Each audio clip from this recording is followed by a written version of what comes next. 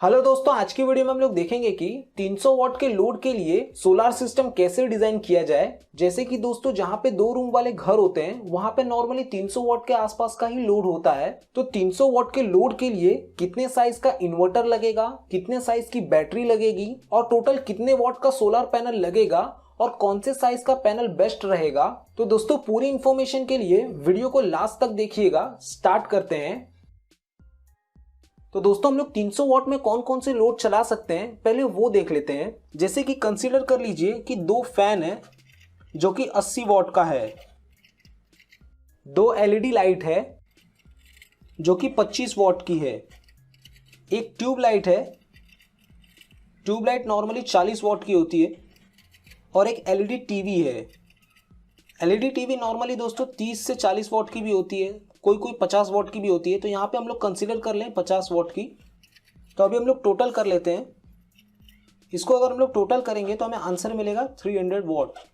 दोस्तों नॉर्मली एक छोटे घर में इतने ही लोड होते हैं, जो कि हमने कैलकुलेट किया 300 वॉट आया। तो 300 वॉट के लिए अभी हम लोग देखेंगे कि यूपीएस या तो अगर इन्वर्टर लेते हैं तो हम कितने वॉट का लगेगा, हमारी जो बैटरी रहेगी वो कितने एच की लगेगी, और हमारे जो सोलर पैनल है मतलब हमारे जो सोलर प्लेट्स हैं वो कितने लगेंगे और कितने वॉट के लगेंगे। तो दोस्तों सबसे पहले हम लोग देखेंगे कि इन्वर्टर का क्या साइज लेना है। जैसा कि अभी हम लोगों ने देखा था कि हमारा जो लोड है वो कितना है 300 वॉट। तो हमारा लोड 300 वॉट होने की वजह से हम 300 वॉट का ही खाली इन्वर्टर नहीं ले सकते, हमें ज़्यादा बड़े कैपेसिटी का इन्वर्टर लेना पड़ेगा। तो जैसा कि 500 वॉट के भी इन्वर्टर आते हैं, लेकिन लोकल कंपनी का 500 वॉट का इन्वर्टर लेना अच्छा नहीं रहेगा दोस्तों। हो सकता है कि हमारा फ्यूचर में कुछ लोड बढ़े। इसके लिए हम लोग क्या करेंगे कि 800 वॉट से लेके 1000 वॉट के बीच का हम लोग इन्वर्टर लेंगे। तो कभी भी इन्वर्टर या तो यूपीएस अगर हम लोग बाय करते हैं तो वो 800 वॉट से लेके 1000 वॉट के बीच का बाय करेंगे, लेकिन वो ब्रांडेड कंपनी का बाय करेंगे दोस्तों, लोकल कंपनी का बाय नहीं करेंगे। जैसे कि लुमिनस हो गया, माइक्रोटेक हो गया, एक्साइट हो गया। तो किसी अच्छी कंपनी का ही हम इन्वर्टर बाय करेंगे, लोकल कंपनी का बाय नहीं करेंगे। अब दोस्तों हम लोग देख लेते हैं कि हमारा जो 300 वॉट का लोड है उसके लिए डीसी करंट कितना रिक्वायरमेंट पड़ेगा। डीसी के लिए पावर का फॉर्मूला क्या है, P = V × I। तो हमारा पावर कितना है मतलब लोड कितना है 300 वॉट। हमारा वोल्टेज कितना रहेगा दोस्तों, जैसे कि हम 12 वोल्ट की बैटरी कंसीडर कर लेते हैं और 12 वोल्ट का इन्वर्टर कंसीडर कर लेते हैं, तो वोल्टेज कितना रहेगा 12 रहेगा। करंट हमें पता नहीं है। आई को इधर पे रखेंगे, 300 / 12, इसको कैलकुलेट करेंगे तो हमें आई मिलेगा 25 एम्पियर। मतलब दोस्तों हमारा जो 300 वॉट का लोड है जो कि एसी लोड है, उसको चलाने के लिए हमें 25 एम्पियर डीसी करंट की रिक्वायरमेंट पड़ेगी। दोस्तों अब हम लोग देख लेते हैं कि 300 वॉट के लिए हमें कितने साइज की बैटरी को सिलेक्ट करना है। दोस्तों बैटरी का साइज कैलकुलेट करने के लिए एक फॉर्मूला है W × H / V। इसका फुल फॉर्म क्या है दोस्तों वो देख लेते हैं। W for total load, H for backup time in hours divide by battery voltage. तो दोस्तों हमारा लोड कितना था 300 वॉट। बैकअप टाइम आवर्स मतलब हमें कितने देर तक का बैकअप चाहिए। जैसे कि लाइट चली जाए तो हमारी बैटरी के ऊपर कितने देर तक हमारा लोड चलना चाहिए। तो पहले हम लोग कंसीडर कर लेते हैं कि 8 आवर्स मतलब 8 घंटे तक हमारा लोड बैटरी के ऊपर चल जाए। और हमारा दोस्तों बैटरी का वोल्टेज कितना होता है 12 वोल्ट मतलब 12 वोल्ट। इसको अगर हम लोग कैलकुलेट करेंगे 2400 / 12, इसको भी अगर हम लोग कैलकुलेट करते हैं तो हमें मिलेगा 200 AH। मतलब 8 घंटे का अगर हमें बैकअप चाहिए तो हमें 200 AH की बैटरी लेनी पड़ेगी।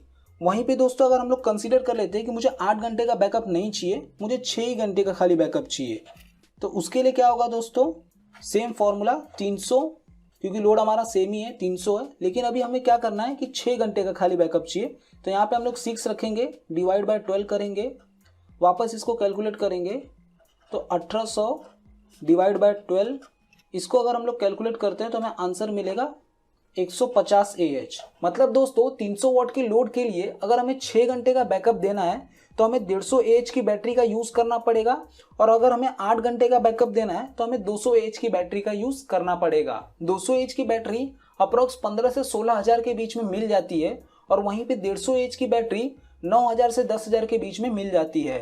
बैटरी के भी बहुत सारे टाइप आते हैं, जैसे कि lead acid battery, dry battery, tubular battery. दोस्तों नॉर्मली हम लोग ट्यूबुलर बैटरी का ही यूज करते हैं, ड्राई बैटरी का भी यूज कर सकते हैं बट वो बहुत ही महंगी आती है, इसके लिए हम लोग ट्यूबुलर बैटरी का ही यूज करते हैं नॉर्मली। तो दोस्तों मैं यहाँ पे कंसिडर कर लेता हूँ कि हमारा जो बैटरी है वो मुझे 8 घंटे तक का बैकअप दे। तो 8 घंटे तक के बैकअप के लिए हमें कितने साइज का बैटरी यूज करना पड़ेगा? 200 AH की। दोस्तों हम लोगों ने 200 AH की बैटरी को अब सिलेक्ट कर लिया है। अब हमें कैलकुलेट करना है कि इस 200 AH की बैटरी को चार्ज करने के लिए कितने पावर की रिक्वायरमेंट पड़ेगी, मतलब कितने करंट की रिक्वायरमेंट पड़ेगी। बैटरी का चार्जिंग करंट पता करने के लिए भी एक फॉर्मूला है, बैटरी साइज डिवाइड बाय 10। तो हमारी जो बैटरी है वो कितने साइज की है? 200 AH की है। डिवाइड बाय 10 करेंगे उसको तो हमें आंसर मिलेगा 20 एम्पियर। दोस्तों ये डिवाइड बाय 10 इसलिए किया गया है कि हमारी जो बैटरी है वो धीरे धीरे चार्ज होनी चाहिए। अगर वो ज़्यादा फास्ट चार्ज होगी तो उसकी वजह से हमारी बैटरी खराब हो जाएगी। तो हमें जो चार्जिंग करंट है वो ऐसा सिलेक्ट करना है कि बैटरी धीरे धीरे चार्ज होनी चाहिए। तो हमारी 200 AH की बैटरी के लिए हमें 20 एम्पियर करंट की रिक्वायरमेंट पड़ेगी बैटरी को चार्ज करने के लिए। तो दोस्तों अब हम लोग देख लेते हैं कि हमारा जो सोलर पैनल होगा उसका करंट कितना होना चाहिए कि वो बैटरी को भी चार्ज कर सके और साथ ही साथ हमारे लोड को भी चला सके। तो उसके लिए हमें क्या करना पड़ेगा? बैटरी चार्जिंग का जो करंट है प्लस हमारे जो घर का लोड है उसका जो करंट है, दोनों को हम लोग ऐड कर देंगे। तो जैसा कि अभी हम लोगों ने देखा कि हमारा चार्जिंग करंट कितना है? 20 एम्पियर। और जैसा कि दोस्तों हम लोगों ने पहले कैलकुलेट किया था कि हमारा जो घर का लोड है उसके लिए 25 एम्पियर करंट की रिक्वायरमेंट पड़ेगी। तो यहाँ पे कितना कर देंगे? 25। तो दोनों को ऐड करेंगे तो हमें आंसर मिलेगा 45 एम्पियर। मतलब हमें ऐसा सोलर पैनल सिलेक्ट करना है जो कि हमें 45 एम्पियर करंट दे। तो अभी हम लोग वो भी कैलकुलेट करके देख लेते हैं। तो दोस्तों अभी हम लोग कैलकुलेट कर लेते हैं कि हमें कितने वॉट का सोलर पैनल लगेगा। तो दोस्तों पावर का फॉर्मूला क्या है? V इंटू आई। और दोस्तों हमारा करंट कितना था? 45 एम्पियर। बट दोस्तों जो वोल्टेज है वहां पर ही मेन प्रॉब्लम आती है। जैसे कि दोस्तों मार्केट में जो पैनल अवेलेबल है, जैसे कि 125 वॉट का जो पैनल है उसका वोल्टेज कितना है? 12 वोल्ट है। बट दोस्तों ये प्रैक्टिकली 12 वोल्ट नहीं रहता है। जैसे पैनल को हमने ओपन करके रखा है, मतलब उसका जो दो वायर है प्लस एंड नेगेटिव का, उसको हमने किधर भी कनेक्ट करके नहीं रखा है, तो वहां पे हमें 18 वोल्ट से लेके 21 वोल्ट के आसपास मिलता है। वहीं पे उस वायर को हमने किधर कनेक्ट करके रखा है तो वहां पे हमें 14 वोल्ट से लेके 16 वोल्ट के आसपास मिलता है। तो दोस्तों यहाँ पे हम लोग कंसीडर कर लेते हैं कि हमारा जो सोलर पैनल है उसका क्लोज लूप सर्किट वोल्टेज कितना होगा? 14 वोल्ट होगा।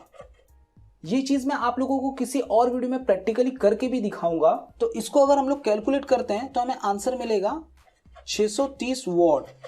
मतलब दोस्तों हमारे घर पे जो 300 वॉट का लोड है उसको चलाना, साथ में बैटरी को चार्ज करने के लिए हमें 630 वॉट के सोलर पैनल की रिक्वायरमेंट पड़ेगी। जैसा कि अभी हमें पता चल गया है कि हमें 630 वॉट के सोलर पैनल की रिक्वायरमेंट है। बट दोस्तों मार्केट में 630 वॉट के सोलर पैनल नहीं आते हैं। कितने कितने वॉट के सोलर पैनल आते हैं? जैसे कि 125 वॉट का सोलर पैनल आता है, 180 वॉट का सोलर पैनल आता है, 375 वॉट का भी सोलर पैनल आता है। अभी तो एक और नया सोलर पैनल आ गया है जो कि 440 वॉट का भी है। तो हमें कितने वॉट का सोलर पैनल लेना चाहिए? जैसा कि मैंने आप लोगों को बताया कि अलग अलग वॉट के सोलर पैनल आते हैं। अगर हम 125 वॉट का सोलर पैनल कंसीडर करते हैं तो वो जो सोलर पैनल का आउटपुट है वो 12 वोल्ट का होता है। और अगर हम 180 वॉट का सोलर पैनल कंसीडर करते हैं तो उसका आउटपुट भी 12 वोल्ट का होता है। बट वहीं अगर हम लोग 375 वॉट का सोलर पैनल कंसीडर करते हैं तो उसका आउटपुट वोल्टेज 24 वोल्ट होता है। जैसा कि हम लोगों ने देखा कि हम लोग 12 वोल्ट वाली बैटरी का यूज कर रहे हैं तो हम लोग 24 वोल्ट वाले सोलर पैनल नहीं ले सकते। तो हमारे पास खाली अब दो ही ऑप्शन रह गया, या तो हम 125 वोल्ट वाला सोलर पैनल लें या तो 180 वाला लें। तो मैं दोस्तों यहाँ पे कंसीडर कर लेता हूँ कि मैं 125 वॉट वाला सोलर पैनल यूज करूंगा। तो कितना सोलर पैनल लगेगा वो कैसे कैलकुलेट करेंगे? जो हमारा लोड है 630 डिवाइड बाय, मैं जैसे कि यहाँ पे कितने वॉट का सोलर पैनल यूज कर रहा हूँ? 125 का। तो इसको अगर हम लोग कैलकुलेट करेंगे तो हमें आंसर मिलेगा 5.0.4 दोस्तों अगर मैं 125 वॉट वाले सोलर पैनल यूज करता हूं तो मुझे टोटल कितने सोलर पैनल लगाने पड़ेंगे? 5 सोलर पैनल लगाने पड़ेंगे। वहीं पे दोस्तों अगर हम लोगों ने 180 वॉट वाला सोलर पैनल यूज किया होता तो वहां पे हमें 4 सोलर पैनल की रिक्वायरमेंट पड़ती और साथ ही हमारा थोड़ा लोड कैपेसिटी भी बढ़ जाता। बट यहाँ पे मैं 125 वॉट वाला सोलर पैनल यूज कर रहा हूं तो हमें 5 सोलर पैनल की रिक्वायरमेंट पड़ेगी। तो दोस्तों घर के 300 वॉट के लोड के लिए हमें इन्वर्टर कितने साइज का लगाना चाहिए? 800 वैट से लेके 1000 वैट के बीच का लगाना चाहिए। हमारी जो बैटरी होगी वो 200 एच की बैटरी का यूज करेंगे और हमारा जो सोलर पैनल होगा वो हम लोग 5 सोलर पैनल का यूज करेंगे जो कि 125 वॉट का है। दोस्तों यूपीएस कैसे काम करता है, इन्वर्टर कैसे काम करता है, इसके ऊपर मैंने ऑलरेडी एक वीडियो बनाया है। आप लोगों को अपना नॉलेज इंप्रूव करना होगा तो ये वीडियो देख सकते हैं। और हाँ दोस्तों, हम लोग आने वाली वीडियो में देखेंगे कि कौन सी कंपनी का सोलर पैनल सिलेक्ट करना चाहिए, कौन सी कंपनी का बैटरी लेना चाहिए, कौन सी कंपनी का इन्वर्टर लेना चाहिए। तो ये सब जानकारी चाहिए तो मेरे चैनल को सब्सक्राइब कर लीजिएगा। तो आज की वीडियो में इतना ही देखेंगे। आप लोगों को ये वीडियो कैसी लगी प्लीज मुझे लाइक करके एंड कमेंट करके जरूर बताएं। Thank you for watching. मिलते हैं नेक्स्ट वीडियो में।